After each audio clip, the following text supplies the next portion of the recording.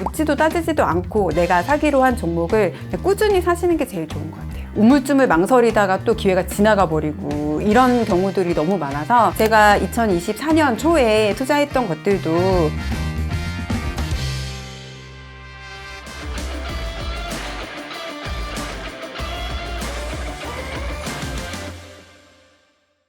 안녕하세요. 23년 동안 학습지 교사로 근무 중에 있는 행복입니다. 나이는 54세입니다. 안녕하세요. 뿌뜨리치 은하입니다. 저는 돈은 모든 것을 바꾼다라는 책을 쓴 저자이고요. 오늘 이렇게 머니PT로 인사드릴 수 있게 돼서 너무 반갑습니다.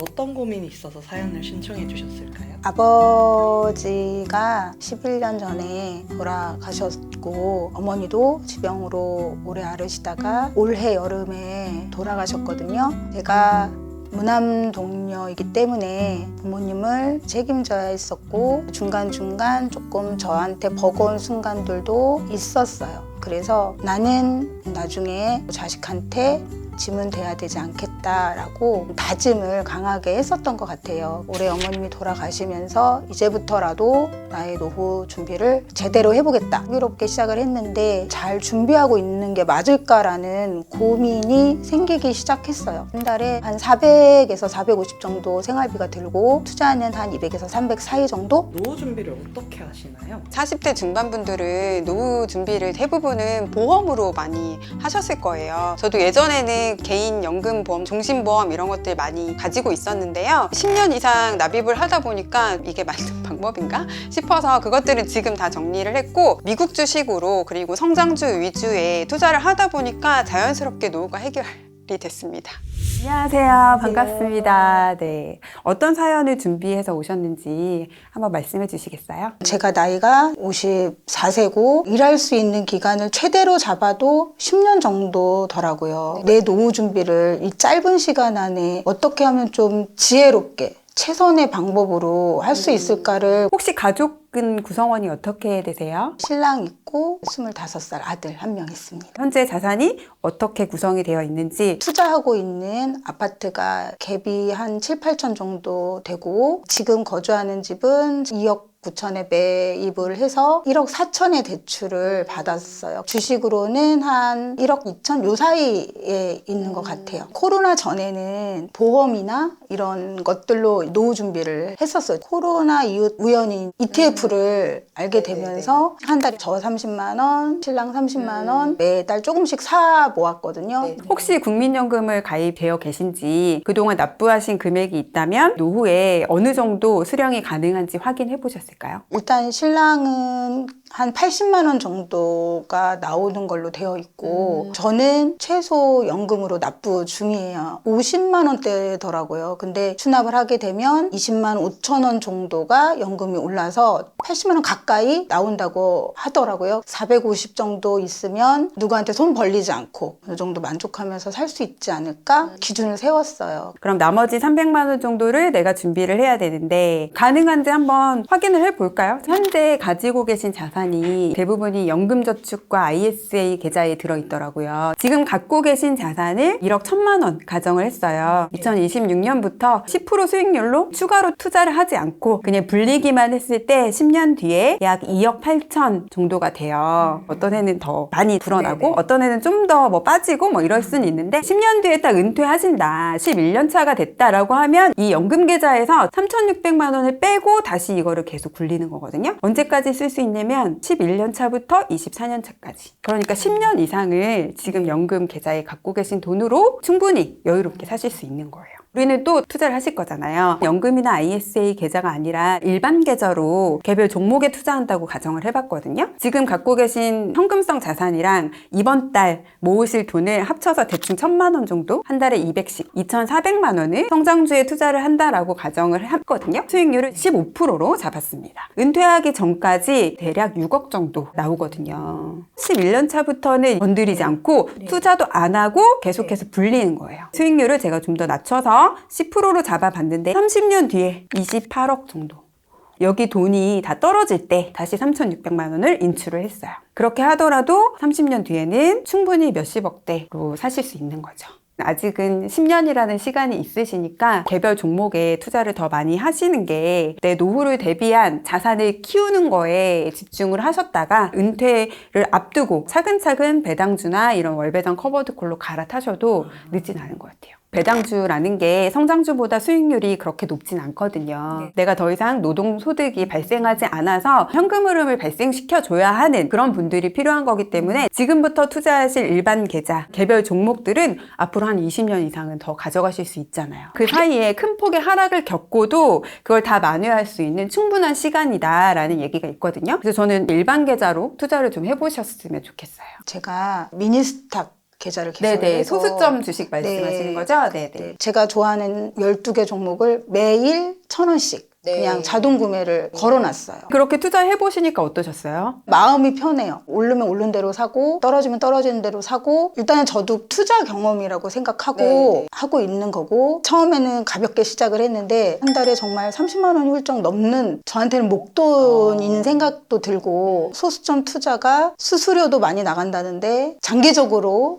괜찮을까라는 생각도 좀 들기도 하고 온전한 한 주를 사는 게 더 나을까? 이런 고민들이 좀 생기더라고요. 소수점 투자는 이런 개별 종목을 경험 안 해보신 분들이 경험 차원에서 하시는 거를 저는 추천을 드려요. 근데 이미 충분히 경험을 하셨잖아요. 그래서 이걸 계속 이어나가기보다는 운주 투자를 하셨으면 좋겠거든요. 근데 12개 종목을 해보셨으니까 이 회사는 내가 좀 더 확신이 간다. 이 회사는 변동성이 그래도 내 수준에서 감당할 만하다. 뭔가 이런 경험적인 이제 데이터가 있으실 것 같거든요. 그래서 최소한 3개에서 5개 정도의 종목을 선정하셔서 투자를 해보시면 어떨까. 제가 해외 주식을 얼마 전에 한번 해봤어요. 아이온큐 이런 거를 샀는데 거대주는 다 많이 올라서 그 다음에 뭐가 오를까 고민하던 찰나에 이쪽이 좀 낫지 않을까라는 생각이 좀 들어서 호기롭게 시작을 했는데 갑자기 너무 많이 오르니까 좌절이 되더라고요. 많은 분들이 사자마자 오르면 아 내가 조금밖에 못 샀는데 너무 올라버렸네? 반대로 샀는데 떨어지면 내가 사니까 또 떨어지네? 이래서 좌절을 하시거든요. 근데 주식시장은 끊임없이 움직이는 곳이잖아요. 변동성은 위로도 있고 아래도 있는 게 정상이라고 저는 생각을 하거든요. 내가 감당할 수 있는 금액 안에서만 투자를 하시는 게 가장 중요하고 엔비디아나 이런 대형 기술주들은 여기서 더 오를 수 있을까? 라는 생각이 드셨다고 했는데 저는 그렇게 생각하진 않거든요.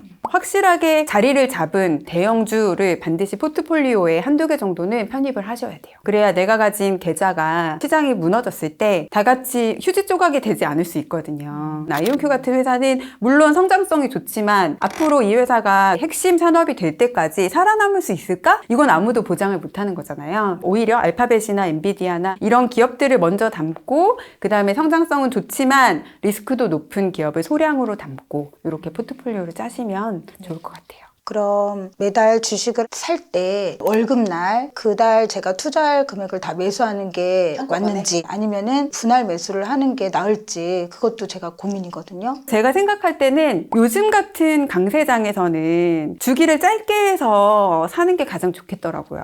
일주일에 1번이든 2번이든 좀 주기를 짧게 자주 매수하시는 게 좀 더 효과가 있을 것 같고요. 그렇지 않고 내가 매주 사기엔 여력이 부족하다라고 생각이 드시면 예를 들어 200만 원이지만 100만 원어치만 한 달에 딱 매수를 하세요. 나머지 100만 원 현금으로 갖고 계시다가 조정이 왔을 때 좀 더 자주 사시는 방법 하셔도 될 것 같아요. 방법은 진짜 많거든요. 근데 이런 방법을 이렇게 해볼까 저렇게 해볼까 고민을 하면서 계속 나에게 맞는 방법을 찾아가시는 게 사실은 훨씬 좋아요. 그냥 이 돈을 계속 매달 모아놨다가 좀 하락장이 올 때 한 번에 하면 어떨까라는 생각을 했는데 하락장인지 아닌지 판단도 어려워요. 시간이 지나고 나서야 아는 거지 딱 그때 당시에는 어디까지 빠질지도 모르고 지금 들어가는 게 기회인지도 모르겠고 되게 애매하거든요. 우물쭈물 망설이다가 또 기회가 지나가 버리고 이런 경우들이 너무 많아서 그냥 어느 정도의 금액은 묻지도 따지지도 않고 내가 사기로 한 종목을 그냥 꾸준히 사시는 게 제일 좋은 것 같아요. 그래도 현금 비중은 어느 정도는 갖고 계셔야 돼요. 갑자기 무슨 일이 생길지도 모르고 현금이 없으면 주식 자산을 팔아야 될 수도 있잖아요. 내 인생을 대비하기 위한 자금 그리고 하락장이라는 좋은 기회가 왔을 때 쓸 수 있는 자금을 좀 갖고 계시는 게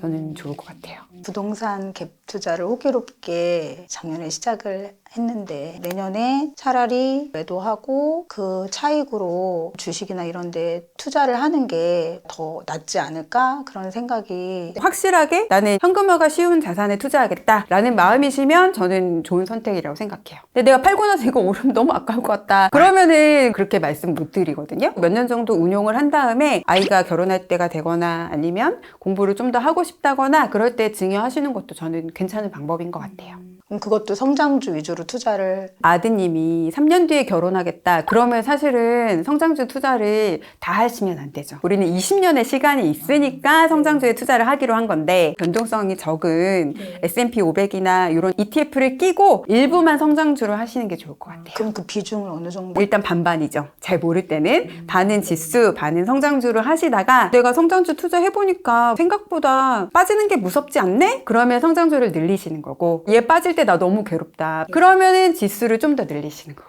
그것도 분할 매수처럼 이렇게. 그럼요. 분할 매수는 필수예요. 몇 번에 나눠서 살 건지 1년 동안 6번 사겠다. 아니면 1년 동안 12번 사겠다. 이렇게 계획을 세우셔도 되고요. 우리가 항상 연말이 되면 내년 시장의 전망이 나오잖아요. 그런 것들 좀 체크하시면서 약간 불안하다 싶으면 8천 중에 2천은 나는 현금으로 갖고 있고 6천만 내년에 투자하겠다. 이렇게 하셔도 좋을 것 같아요. 저 같은 경우는 어떤 계좌는 아예 장기 투자를 할 거라서 목표 수익률 자체가 없거든요. 근데 이제 어떤 계좌에서는 목표 수익률이 있어요. 목적 자금을 운영하겠다라고 하시면 수익 났을 때 절반 팔자, 3분의 1은 팔자 이런 식으로 좀 관리를 하시는 것도 좋을 것 같아요. 그러면 은하님은 수익률이. 저는 무조건 100% 이상이죠.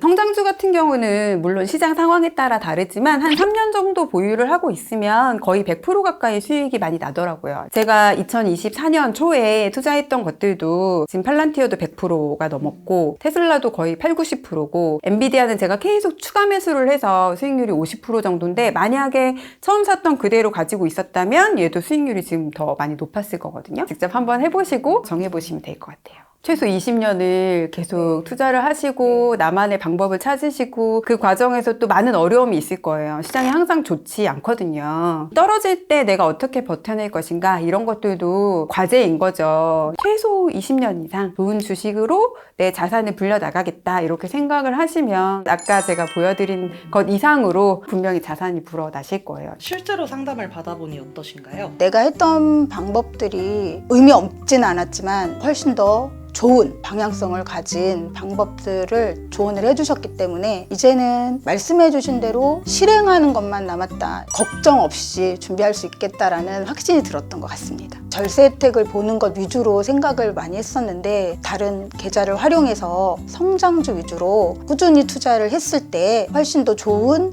노후 준비가 될 것 같다는 방향 제시를 해주셨던 게 가장 기억에 남습니다. 여러분들이 내 돈에 대해서 스스로가 CEO가 되셔야 돼요. 지금 당장 자산을 불리는 것에만 너무 급급해 하지 마시고 아직까진 자산이 좀 작다 하더라도 여러분이 그 안에서 내 돈을 내가 충분히 잘 경영할 수 있다면 저는 그것부터가 경제적 자유의 출발점인 것 같습니다. 여러분 지금 바로 하실 수 있어요.